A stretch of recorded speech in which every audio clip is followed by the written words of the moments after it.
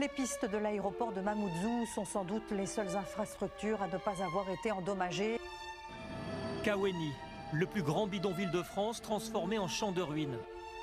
Nous pouvons nous réjouir de l'adoption de la loi d'urgence pour Mayotte, mais ce texte demeure incomplet, on l'a déjà dit, et il ne s'attaque pas à un certain nombre de difficultés, notamment des difficultés structurelles, comme la situation migratoire en fait partie.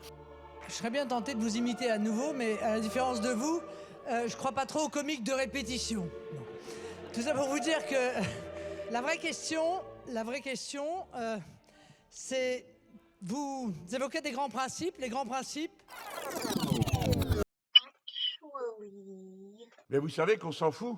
Merci, la parole est à monsieur Léaumont. Merci Madame la Présidente. Avec ces amendements de suppression du droit du sol, le Rassemblement national fait la démonstration qu'il ne connaît rien à l'histoire de France. La France s'est construite comme peuple et comme nation sur un principe simple, édicté en 1793. Tout homme né et domicilié en France âgé de 21 ans accompli, tout étranger âgé de 21 ans accompli qui, domicilié sur le territoire de la République française depuis une année, y vit de son travail ou acquiert une propriété ou épouse une Française ou adopte un enfant ou nourrit un vieillard, tout étranger enfin qui sera jugé par le corps législatif avoir bien mérité de l'humanité est admis à l'exercice des droits de citoyens français.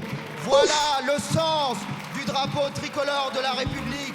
Voilà le sens de la devise liberté, égalité, fraternité. Et en disant que vous voulez supprimer le droit du sol, vous voulez supprimer ce qui fait de nous des Français, quelle que soit notre origine. Et 20 millions de nos compatriotes ont une origine étrangère. Enfin, en proposant de supprimer l'article 21-12 du Code civil, qui est dans votre amendement numéro 7, Monsieur Gillet, Madame Le Pen, vous proposez de supprimer le droit de devenir français pour des enfants adoptés. C'est une honte. Vous êtes la honte de la République. Et jusqu'à notre mort, s'il le faut, vous nous trouverez face à vous, dans l'opposition à vos idées nauséabondes. Jamais, jamais, nous ne céderons, quelles que soient les menaces, quelles que soient les agressions, quels que soient vos rires. Mais enfin, il faut dire à vos électeurs ce que vous êtes, les ennemis de la France, parce que vous êtes les ennemis de la République.